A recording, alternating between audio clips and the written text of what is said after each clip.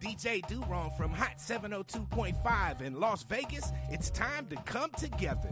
Rainbow Dreams Educational Foundation presents the 24th Annual Las Vegas Juneteenth Festival going down Saturday, June 21st from 4 to 9 p.m. at the Expo at World Market Center, and it's free to the public. Catch R&B icon Tweet live on stage, plus performances by Kiss Kiss and the Squad, Darnell Alexander, Unk and the Nephews, and Las Vegas's pop princess Ray Millie. Hosted by DJ Ambeezy with Not a Boy DJ and DJ Kelly J on the ones and twos. Stop by and visit the Hot 702.5 FM live remote tent and check in with our on-air personalities. Shop the vendor marketplace, hit up the food trucks, and enjoy surprise guests throughout the night. Presented in partnership with Google, MGM Resorts International, Live You Equals You in the city of Las Vegas. Come together this Juneteenth weekend to celebrate freedom with Tweet and Rainbow Dreams. Get your e-ticket now and be entered to win one of our fabulous prizes. Visit June19LV.com. That's June19LV.com.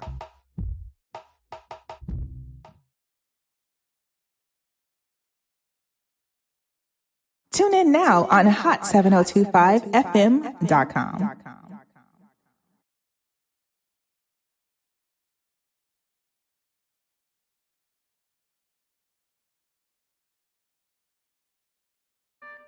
No limit to the limit. Welcome to Marriage Bootcamp. No limit to the limit with Robert and Vicky Bell. I thought I told you. No limit to the limit for better or for worse. No limit to the limit for richer or poor. No limit to the limit in sickness and health. I thought I told you to love and cherish until death do you part. 1 + 1 = 1. 2 is bigger, but it's Still 1. 1 1,000, but 2 10,000. Team Bell. Rob and Vicky Bell. Hot 702.5. We out. Welcome to Marriage Bootcamp with Vicky and Robert Bell on Hot 702.5 FM, Risky Radio.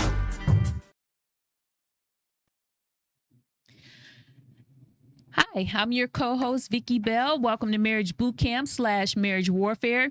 We're here to have real, honest, unfiltered conversations about marriage, the struggles, the victories, and everything in between. Let me introduce my co-host of 28 years, the commitment colonel, leading the charge in lasting marriage and love, Robert Bell. Good morning, good morning, good morning, good afternoon. Where them bells at? Them bells are back in the building. The bells are back in the building. Don't worry about where them fans at. Where them bells at? They're back in the building. Welcome to Marriage Bootcamp with the Bells this Saturday afternoon, May 17th, Lady Bell. May 17th, 2025, already. Unbelievable. That is May 25th, 17th, 2025 already. Where has the time going? Where is it going, Lady Bell? We got to count the days. Enjoy the days. Enjoy the moments. Welcome to Marriage Bootcamp with the Bells. We got some special guests in the house today. Yes. I'm going to keep it short. We ain't going to worry about no recall and review today, Lady Bell, because we got a lot of information that we got to go over. Yes. So I'm going to let you introduce our guest that's in the building with us today. Go ahead, Lady Bell. We have a powerhouse in the building today, a powerhouse joining us. They make a real impact on the world of relationships and marriage. This couple is an advocate for strong, lasting marriages and a guiding light for couples looking to heal, reconnect, and thrive. Prestel wrote this book, and she's the author of the incredible book, The Couple's Cure, a must-read for anyone who wants to break toxic cycles, build emotional intimacy, and truly transform their relationship. This book isn't just about fixing a marriage. It's about redefining what's possible when two people commit to real, intentional growth. Prestel, we're so excited to have you and Kamal here. Before we dive in, can you share what inspired you to write The Couple's Cure and what was the driving force? Hold up, Lady Bell. Slow down. You got to introduce them and let them introduce themselves. Slow I'm down, excited. girl. I know you're so excited. I am. Welcome, Kamal I and am. Prestel. Welcome to Marriage Bootcamp with the Bells. Please introduce yourself. Oh, I know it's always lady first. So you want to introduce yourself and give us a quick history, a quick bio of you, and then we're going to get on this exciting book that Lady Bell just can't wait to get to. Well, thank you. First of all, for having us. I am absolutely delighted to be here to share our message. And relationships really is about messaging. Make no mistake about that. In terms of background, I am an author, speaker, trainer, and a certified coach who loves to work with individuals and couples. I know my mission, I live my passion, and I live my mission. My mission is training and inspiring individuals and people to live their best lives and be their best selves. Having said that, I'm going to turn it over to Mr. Askia. Hello, I'm Kamal Askia, and I'm just the glue that handles, it makes us work together. I don't do a lot of talking, I don't do a lot of speaking, but I will do a lot of making sure everything is joined the right way. I've been a financial advisor, I've been a travel agent, been a international cargo dealer. So I've been in a lot of businesses, but now I'm doing the business of keeping couples together. So that's what I do. And keeping couples together, you missed the important part. Tell the people how many years you guys been married.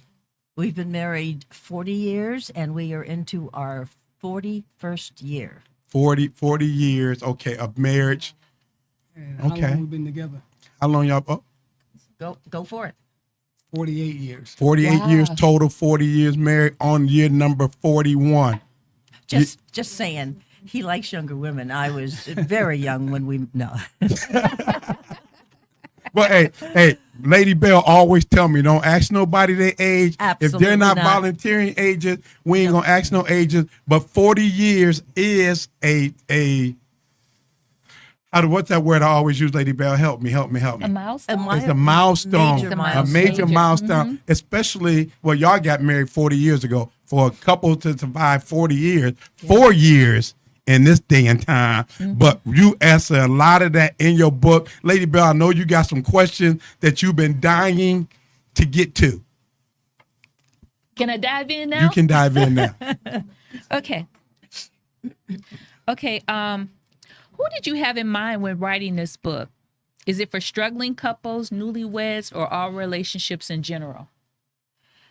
Actually, what I'm going to do is go back a little bit to that Okay. first question that All right, you all asked, right, and all that right. is what inspired me.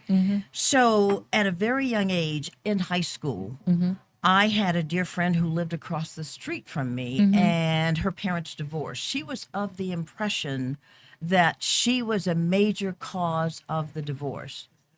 Not the case at all. She didn't know it at the time. And many times children think that that's the case. And yet I knew couples that were married for 15, 20, 30 years.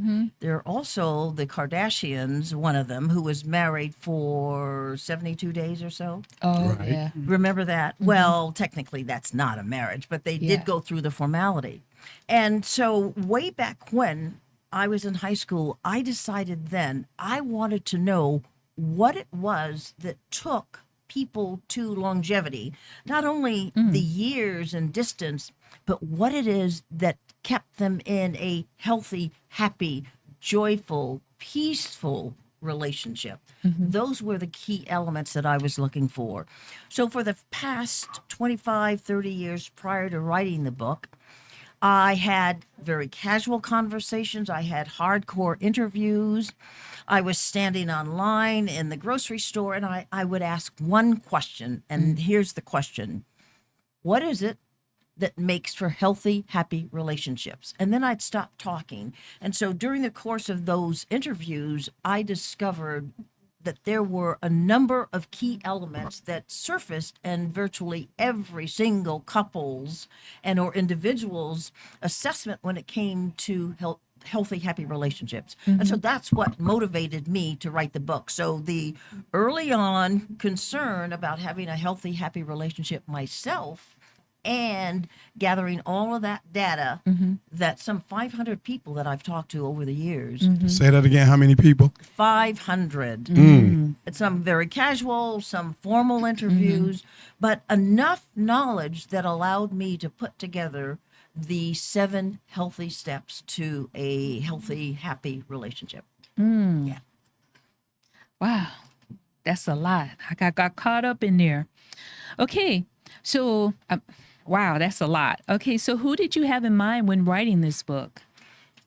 You asked about the struggling couples, Yeah. the new couples, the Relationships in general, yeah. Absolutely. It addresses every aspect of a relationship. Mm-hmm. And what we didn't talk about were the people who are no longer in relationships, who are looking to get into relationships. And with that being the case, this book covers all aspects of any kind of Yes, it interpersonal does. relationship that you might have or want to improve upon. Because people struggle in relationships. Relationships are not difficult, but they're not easy either. It's like growing a garden. If you plant a beautiful, healthy garden on one side, the opposite would be to develop a relationship. You've got to tend to that garden. You've got to weed it. And if the flowers are not growing, you need to provide the fertilizer. You need to water it. You need to prune if it's a tree, whatever. It matters not. But the point is, you have to take care of that relationship. The same thing is true. You get married or you become involved in a relationship. You've got to tend to that relationship. It does not flourish unless you devote the kinds of energy, time, and effort that are necessary in order to have it grow. Can I jump in here? You use a garden as a marriage. Yes. And you got to tend to it. You got to take care of it. You got to go through time and time and water it. You got to take the weeds out. You got to you got to protect it from critters, all Absolutely. types of critters. Now, you use the garden. I always use a tree. They say it takes a tree in a good environment, it takes a tree 20 to 25 years to grow to maturity. So, but at the same time, you got to protect that tree. You got to water that tree. Got to get a certain amount of water, a certain amount of sunlight. You trim from time to time to trim the bad parts off.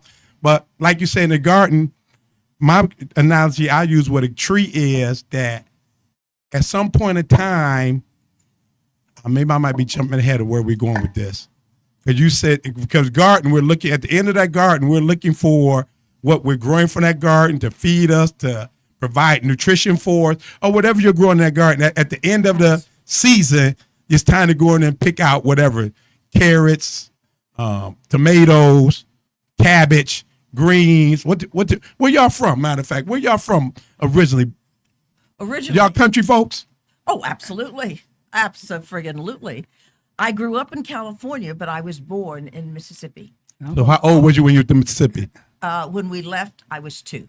So California, it doesn't matter. They got gardens in California. Oh, absolutely. We had a garden. See, I'm old school. We had gardens. We had greens, tomatoes. And by the way, that was when tomatoes were red and sweet. The tomato is a fruit, hence the seed. And I would go out, we used no pesticides, but I would go out and pick a tomato and eat the tomato because it was good, it was delicious, it was healthy. Now we have what appear to be tomatoes, but they don't taste like tomatoes. Nothing tastes like anything. They've been re-engineered. Right. And you see, I had to learn from that because I'm from Philadelphia, and we had the garden of the grocery store. So you're going to get a can of tomatoes. So you know nothing about a real garden. Nothing about a real garden. Nothing at all. You never pulled a weed out of a garden, chased a snake out of a garden. I didn't know what snakes were, what you could do. So you a real city boy. I'm a real city boy. Oh my God. I'm a country boy from the city. Yeah. I grew up in Cleveland, but we lived in a little hick town about 20 miles out of Cleveland. So we had gardens, dirt roads, and all that good stuff. All right.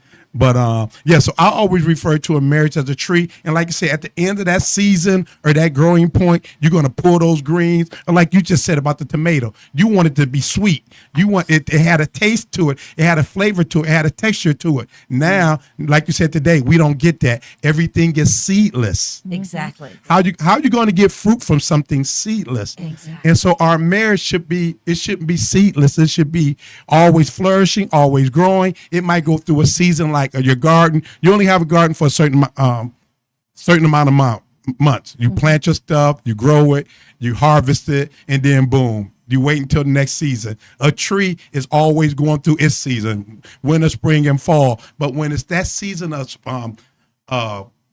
fruit bearing, I think that's how our marriages should be, because you talked about longevity of marriage, and I'm not jumping way ahead of what we were talking about. So I had it tied into another question. So go ahead, lady, finish right. where you was at. You are doing just fine. Okay.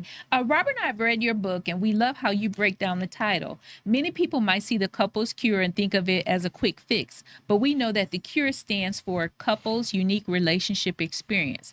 Can you share with our listeners what that really means? What is the cure that you're offering couples, and how does it help them transform their relationships? So, CURE, CURE, couples unique relationship experience. And what that means is that every single couple, in spite of the fact that we are human beings, we have individual relationship experiences. For me, and here I'll use another analogy. If you live in a home, there may be 15, 20 houses on your street that are identical. They are homes, they are houses. However, when you go into that house, every single one is different. They've got different decor. The paint on the wall is different. The furniture is different. Some have carpeting, others have, what's it called? The LVP. The new flooring, which I absolutely love, by the way. But the point is, we all live in houses, but every single house is not necessarily a home. Right. And it's that unique experience, the challenges, the wholesome activities that come together that make for healthy relationships. And so the CURE, CURE, is the individuality of that particular couple's relationship experience. And in that regard, individual couples also need individual cures to help alleviate any challenges that they might have as well. I heard two words there. I think I heard it right, because I got a little bit of a congestion here, so my hearing is a little off. You said for every house to become a home? Yes. Did you say that? I did. Did I say correct? Did I Yes. say correctly? Yes. So is there a difference from a house and a home? Yes. Oh my gosh. Yes. A house is a structure. A house is a depending on where you live. East Coast have basements. Yeah. So you've got a foundation. You've got the 2x4s, the plaster walls, and a roof. That does not make a home. It's what goes on inside the house, the people that live there, the environment, what you bring to the home or to the house that makes it a home. It has to be a healthy, loving relationship in order to make it home, with or without children. I don't know if either of you have ever been to a home and I'm thinking now of a party that I went to in Philadelphia, and I walked into this party and it was cold. It was dark, but there was something not quite right. And that's a red flag. That's what I call a red flag. And we have those in relationships too, and we'll come back to that in a minute. But when you walk into a home or house and you've got those kinds of red flags, you need to turn around or ease on out of there, because that is not a healthy environment. Right. On the other hand, when you walk in and people say, "Oh my gosh, I feel so warm in here. Your home is so inviting and loving, and it protrudes and it exudes love," that then becomes a home. So then a home, so you said a house is, and it depends on where you're from, it could have a basement. Yes. You got the structure, Yes. the framing, The roof. the roof, and then you have the finished product of the house. Yes, So, and then you said you got to make it become a home. that's right. It doesn't matter the size of the house to make it a home. Oh no, absolutely not. So the bigger the house don't make it a better home. Absolutely not. You can live in a 2x4 matchbox and still have a home because you've got a loving relationship within that home. Can you repeat that part? You can live in what? a 2x2 matchbox. Is that what I said? But it does not have to be humongous in order to make it a home. And you can have all of the lovely or all of the beautiful furniture in the world inside that home. But if the people who are inside that home That's good. have no intimacy, there is no connectivity, there is no love, there is nothing that is flourishing, they're not tending to their garden. That then is not a home. It's the people, the environment, and everything inside, the relationships that make for the home versus the house. That's good. I know we got all these notes, but my mind be doing 1,000 miles an hour, and then sometimes people just need to know, like we get a lot of young couples, only if I had more money. Money's not your answer. It is not the answer. Money, and in fact, in the book, there is a chapter that is devoted to money, and it's called Money Mates. And it's the value that is placed upon money, and not only the values, but what you do. How do you handle money? So often people assume, and this is something that I totally disagree with, the assumption is, well, one is a spender, one is a saver. Not necessarily so. The most healthy relationships are those couples who have and they maintain the same kind of values as it relates to money. So you're on the same page. You save collectively, you spend collectively, you honor one another's spending habits.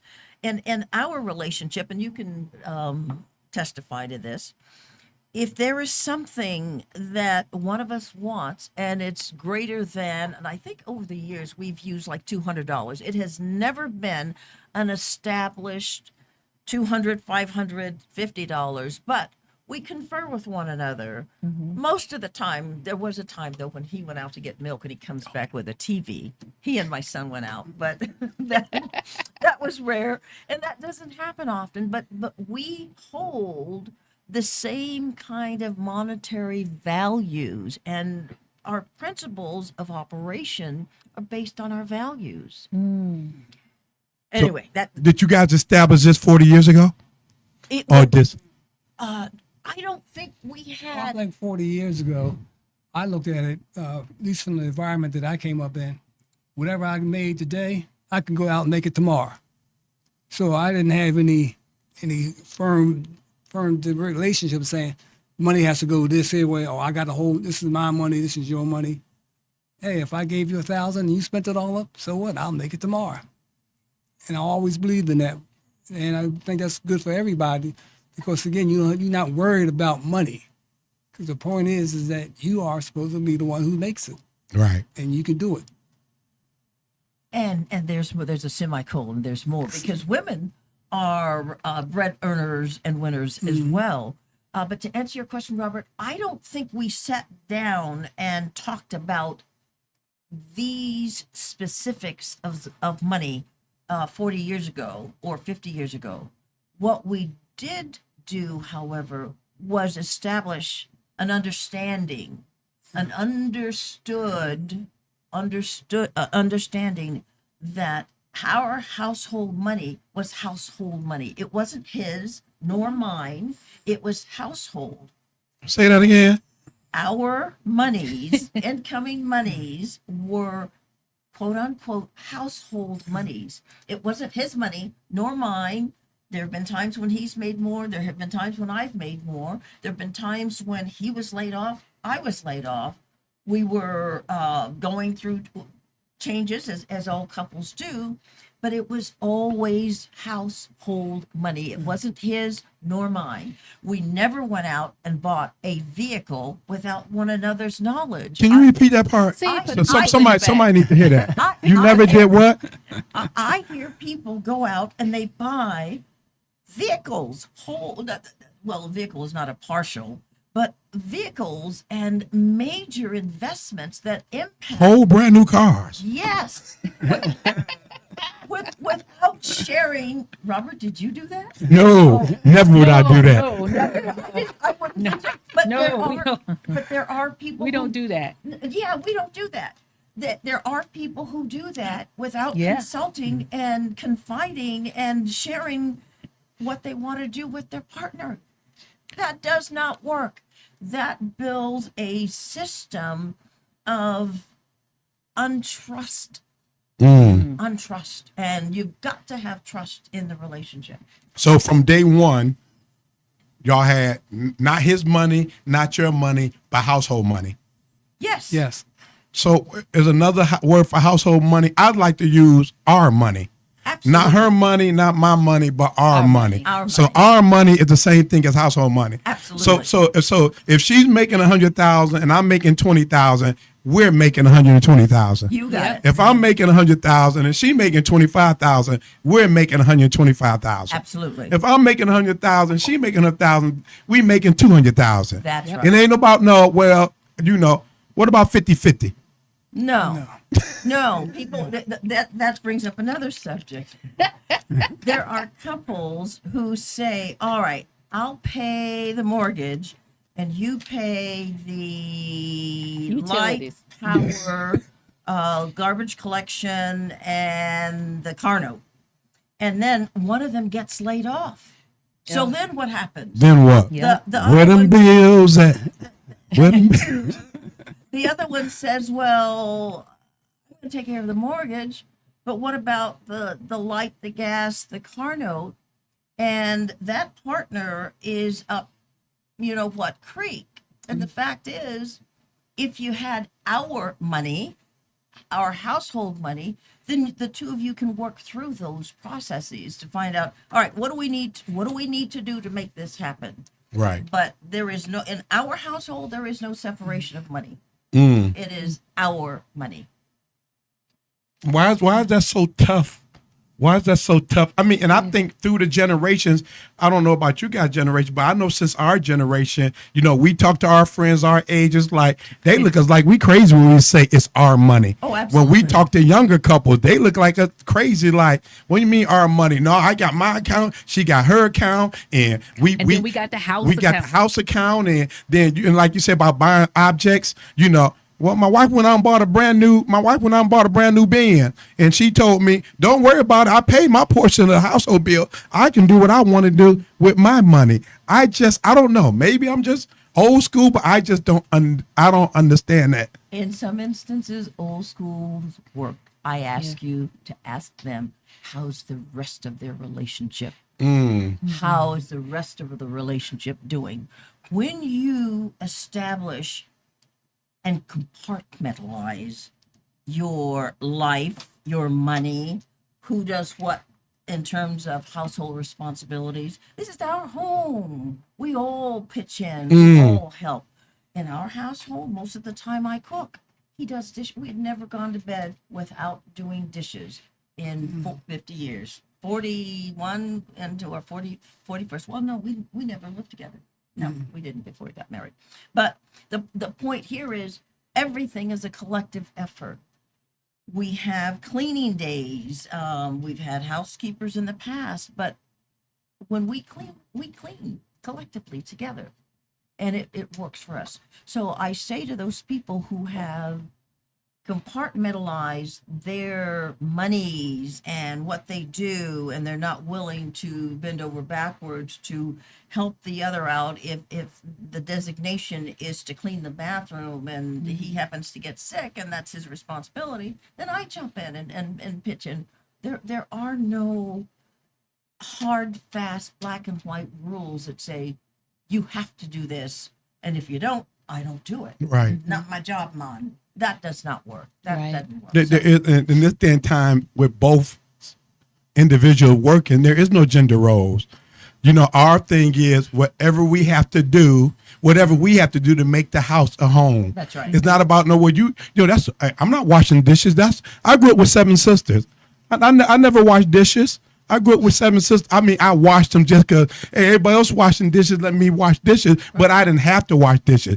But my sisters didn't have to take the garbage out. They didn't have to cut the grass. And I was basically, I had a brother, but he was really not there that much. He was always in and out of trouble. So I was really, other than me and my father wasn't cutting no grass. and he wasn't telling me when to cut the grass. You see that grass needs to be cut. I don't let me have to tell you again. So when you saw the grass need to be cut, you went out there and cut the grass. right. My sisters didn't have to cut grass. So it was pretty much gender roles in our house. But my father still at the same time, we lived a bunch of woods. So if he had rabbit traps, he had rabbits in his trap when he came home, no matter how big of a dinner my mother cooked, he gonna clean them rabbits and come in there and cook. Cook those rabbits and she don't cook the whole meal. But after he got done cooking them rabbits and tearing up the kitchen, he cleaned it up. It wasn't like he made a mess and like, okay, now you woman, you come here and clean behind me. Right. So see, I saw that example too of he did these things, but so Vicky will tell you, we, like I said, we don't have any gender roles. Whatever it takes to make the house, to make the structure, to make the roof, to make the basement, to make it a home. Right. And then like you were saying the thing about the making these individual, help me with that word, that big word you use. Compartmentalized. Thank you. I only got a PhD. And for all them people asked me the other day talking about, Rob, you got a PhD? We didn't know you had a PhD. Yes. I have a PhD, public high school diploma, and I'm proud of my public high school diploma. I love it. I've got one that's similar. Are you ready for it? I'm ready for All it. right. So there is the high school diploma, and there is a bachelor's. Then you get a master's, which is what is that? I forget. PhD. Let me go on to PhD. I'll think of it in a second. PhD is piled high and deep. How high and deep. I like that. Yes. All that knowledge. Yes. Well, all that knowledge, but- I want to bring it Hold back. on, let me get one thing. When you compartmentalize stuff, and like I say, and I never could understand, especially being men, if we going 50-50 on the money, and I love to tell this story, you're going 50-50 on the money, what if she start going, how can you can't touch my money, you can't see my account, and you can't see this, and you can't touch my phone, but then you can get butt naked and get into it. I can't understand. Don't touch my phone. Don't worry about when all. Hey, I know couples that I don't know how much he make. I don't know how much she make. How you married to somebody and you don't know how much they make? That's How you married to somebody and you got a lock on your phone and you can't touch your phone, but I can touch your private parts? I can't understand. How can I touch your private part? Your private parts is you got more dominion over your money in your phone than your private parts. I can't. Can you help me make that make sense for me? Drop some of that knowledge on me. Well, first of all, I can't understand that either because trust is a major factor in a relationship, and that's what it is. I respect his phone. I don't go scrolling through his phone. That's his phone. He doesn't go scrolling through mine. That's my phone. But my phone is not locked up. Yeah, and Say that part My again. phone is not locked up. Amen. Go ahead. And mine, I have a code on mine, but he knows what the code is. Exactly. So if he wanted to, seriously, he could. But the fact is, we don't. There's a trust. There's an understood factor there that is honorable and trustworthy, and I can't explain that. But I did remember. So I'm going to go back just a little bit. But one thing I will say, as you heard in the military, and they do their strategy is divide and conquer. That's what they do with their enemies. How you can have a relationship where you dividing up everything and not having your relationship fall apart and be conquered. That's a good one. BS, MS, PhD. BS, you know what that is. Yeah. MS is more, and PhD is piled high and deep. That's what I was looking for. Yeah, there you go. BS, MS, more S, and piled high and deep. Okay, Miss Moderator, I know you want to stick to the strip. Yes. Stick to because I want everybody to hear about this book. So in your book, you talk about breaking toxic cycles, and I'm moving ahead. You talk about breaking toxic cycles in your relationship, and what are some of the common toxic patterns you've seen, and how can couples start to break free from them? Oh, number one, piled high and deep communication. And I'm going to put that at the very top. toxic relationships are built on communications and or mostly lack thereof, where people have or do not have the capability of communicating with one another. When you hear divorces that are based on irreconcilable differences, what that is code for they can't communicate. When you have a situation where individuals want to constantly blame rather than using us or we, it's you. You did this, you did that. That's another one. A toxic indicator are couples that argue, but they constantly bring up things from the past or other things that have nothing to do with that isolated situation that you have at hand. So when you discuss, you need to stick to the subject. Otherwise, you never resolve any issues. Let's see. So how do you stick to the subject at hand? Somebody in the relationship needs to bring it on back home. Yeah, I get it. Whatever the circumstance is, bring it back home. If I go off, he needs to bring it back home. Let's talk about subject A. This is a subject that we're discussing today, whatever it happens to be. And if he goes off, then I'm going to bring him back home to subject A. That's the best way to do it. Otherwise, you end up going off on tangents and you never resolve those issues, whether it's the inability to communicate, whether you've got sexual issues or intimacy issues. When you don't focus on the subject, it's going to be a problem. Yeah. So you said communication, non-communication, being toxic, swaying away from the topic. What if an individual have no communication skills? How do a spouse teach that other spouse how to communicate? Oh, that's a toughie too. I'm going to address that in just a moment, but Okay.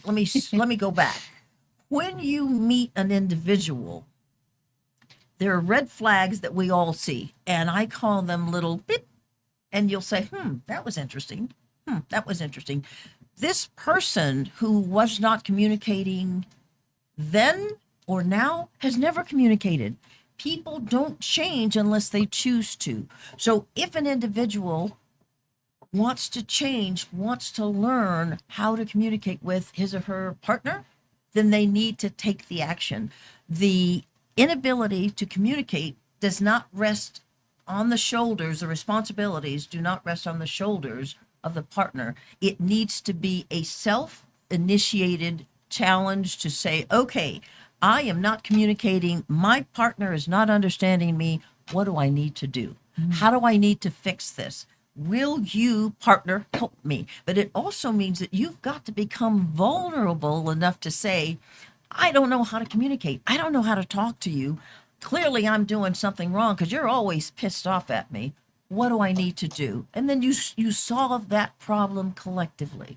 So it's not as easy as it sounds, but those kinds of challenges are what I refer to as changes and a change in mindset so that you can go or get from point A, that inability to communicate, to point B where you are able to communicate. See, I said that because it was tough for me to get through chapter 1. Hey, you couples, I want y'all to order this book.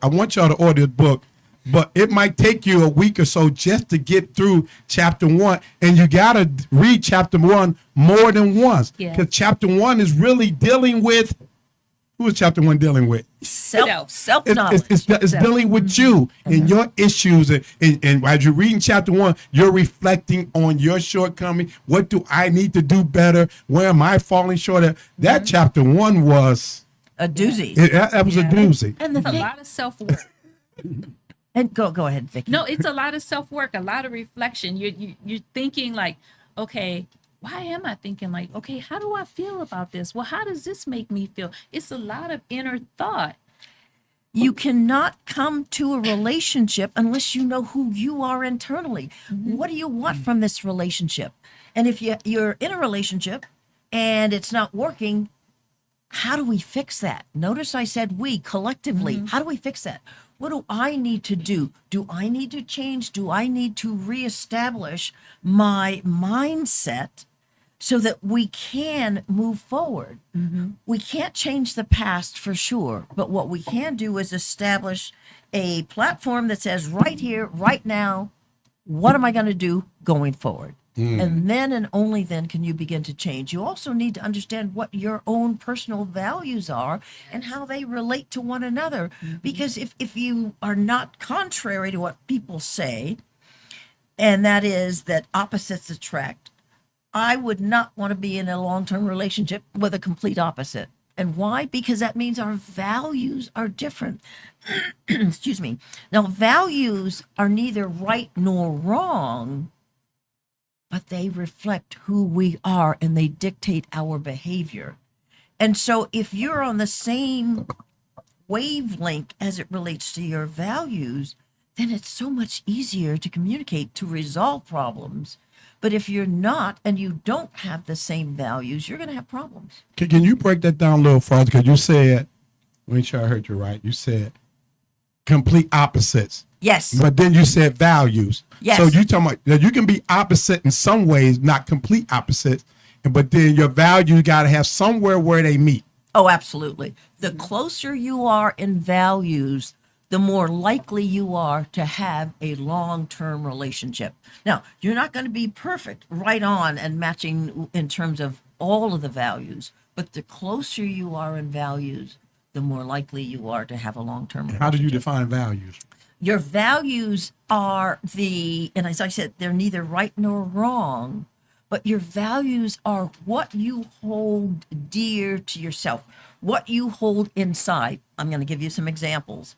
Some people think it's okay to tell a little white lie. Then those little white lies get bigger and bigger and bigger. So is it okay in the relationship to lie? If both parties agree that lying is okay, what kind of foundation do you have for a relationship? Honesty, integrity are values. Here's another one. Punctuality. For some people, timeliness is a virtue. They are not only on time, they are always early. And if one person in the relationship is a hardcore fast, and where I grew up, if you're not early, you're late. So if you're not early, then you're late. But the other says, it doesn't really matter. I've got stuff to do. And so they show up to the family dinner an hour and a half late. That's going to be problematic for their partner, especially if their partner is a punctual person. Creativity is another value. If you are creative and your partner is not and or does not understand nor appreciate your creativity, that could be problematic as well. Honesty, integrity, timeliness. I've got the success, accomplishments, visions and goals, authenticity. Those are all values. And the closer you can get in terms of your partnership, the better off you are.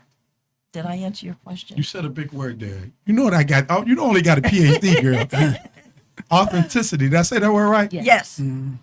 Define that. Authenticity. Bring to the table who you are. So your real self. That's right. Don't put on any airs so that I can accept you for who you are, not for who I think you are or who I think you should be, but show your authentic self. What does that mean? What you see with me is what you get. That's really what it should be. And that authentic self is, you said earlier about that little blinking red light. We get that little red flag. That's right. That's a red flag where you go to dinner in the courtship phase, and you have these wonderful dinners, and it's moonlight and candlelit, and you do all these wonderful things, but it's not really who you are. Mm-hmm. And then 2 months, 2 years into the relationship, it all stops. What happened to the garden? You know, you got to take care of the garden. You've got to still have those dates, even though you've been together for 40 years. Have the dates. It's quite all right. You should, because it shows that you care about one another. What happened to the garden? Yeah. There's another question you need to squeeze out, Lady Bell. I know. Yes. Okay, you know what? Conflict is really huge in relationships and in marriage. And conflict is inevitable in any relationship. What's one of the biggest mistakes couples make when handling conflict and how they approach it differently? The fact that they use the term you. You did this. You did that. The reason we don't have whatever, the reason we can't is because of you. Self-reflection, come back, take a look, see who you are. What did you contribute? Because it takes two to either create a problem and or to solve a problem. So to answer your question, yes, the use of the word you, failure to communicate is another one. Failure to establish the guidelines. I have in the book and made reference to the couple's code of honor, and I'm going to just read some of these quickly. Yes. The couple's code of honor says, and this is for couples to resolve their issues. We respect one another as partners, regardless of the differences. We focus on the issue. We talked about that earlier. We refrain from personal attacks, negative insults, or sarcastic remarks. We agree that there may be times when we agree to disagree because sometimes you're not going to come to the same agreement always. We agree that the purpose of the code is to establish boundaries and create a civilized, loving, and safe environment for our disagreements, discussions, and arguments. And then this is something that can be signed by both partners, and whenever you get into a heated discussion, bring it up, say, wait a minute, we're not doing this. We are shouting, we're yelling at one another. Let's come on back down to earth. That has been very helpful for some of the couples. And what was that again you just read? This is called the Couples Cure Code of Honor. The Couples Cure, and that's in the book, right? It is in the book. There are references, and if not, I'm going to give you a phone number and an email. Go ahead and get your information out. The name of the book, You sure can. how to contact you, how they can order the book. Listen, gentlemen. Listen, gentlemen. Don't wait for your wife to order it. You need to order this. Order a copy for yourself. Order a copy for your wife. And you need to order it and read chapter 1 immediately.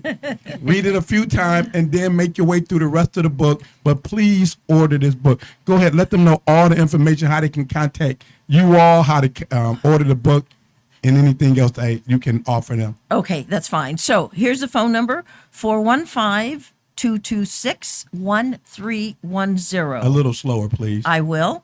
I'll repeat, 415-226-1310. My email address is TCCB. TCCB stands for The Couples Cure Book.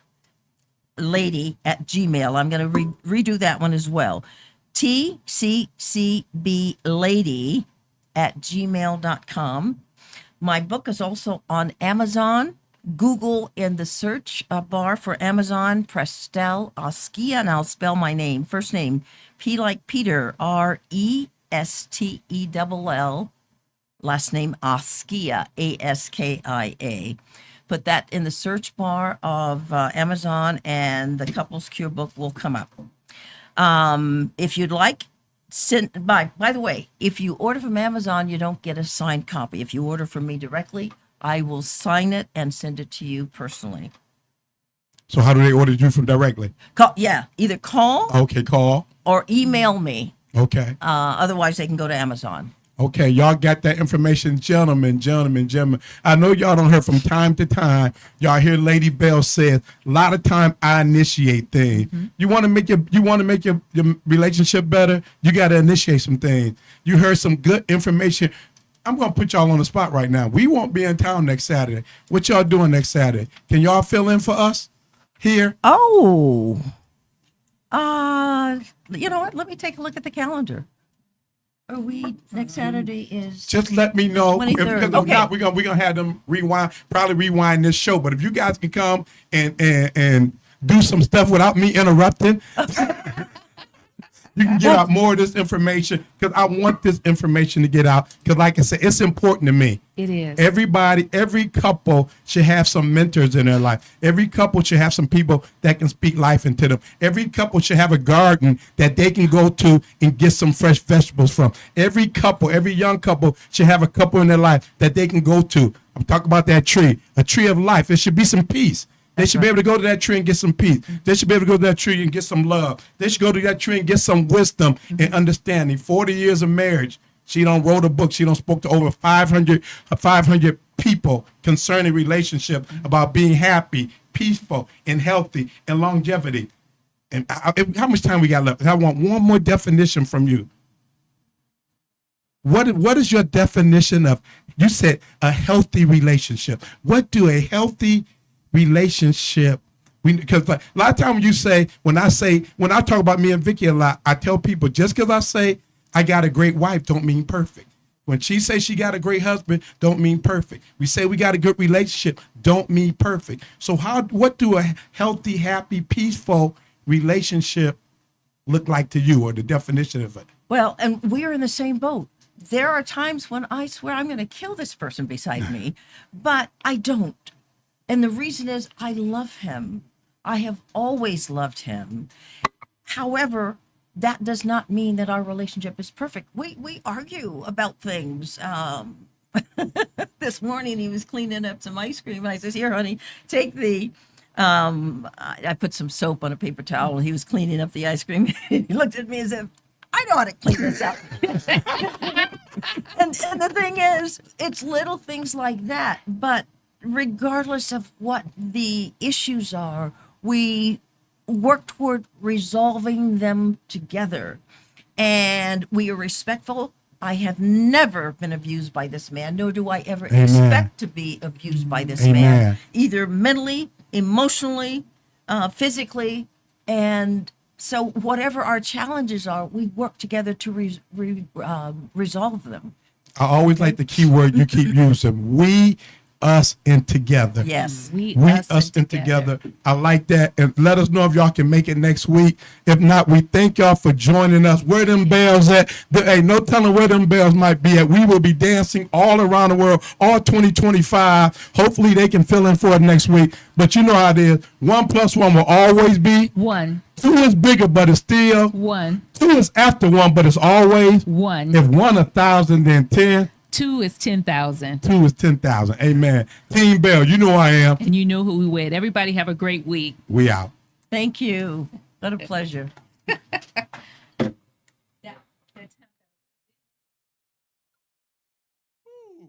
it got cold in here.